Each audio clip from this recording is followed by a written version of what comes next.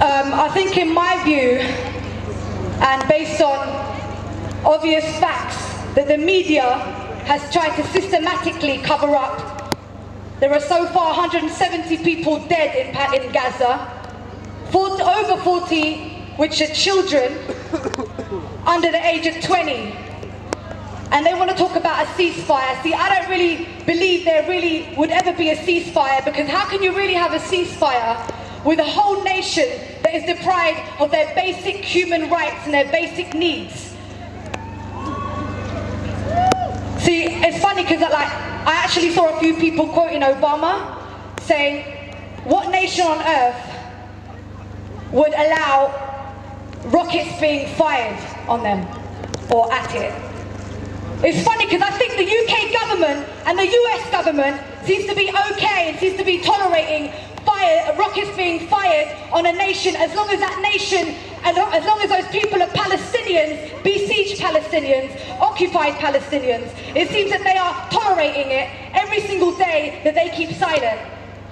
And I just find it strange how they want to talk about peace when we got racist, indirect racist columnists like Leon De Winter stating the other day, suggesting that the water in Gaza should be sterilized with birth control tablets.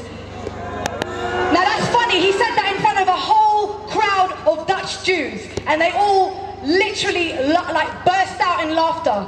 I think that's pretty disgusting.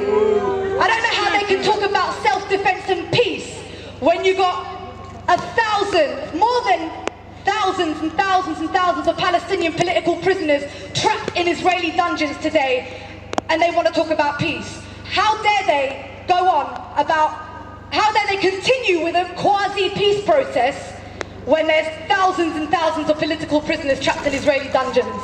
How dare they talk about peace when you got the son of a former Israeli minister saying, and I quote him saying in his Jerusalem Post article, we should destroy Gaza because the US didn't stop with Hiroshima. Well, guess what? You know what he's right about? He's right that the US didn't stop with Hiroshima because Israel didn't stop with their Operation Matate in 1948 when they ethnically cleansed thousands and thousands of innocent Palestinians, which resulted in millions of Palestinian refugees around the world.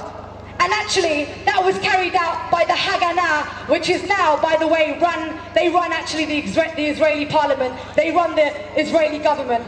So, I mean, I don't know who they're talking to, but I know I ain't listening to them when they're talking about peace, because I know peace when I see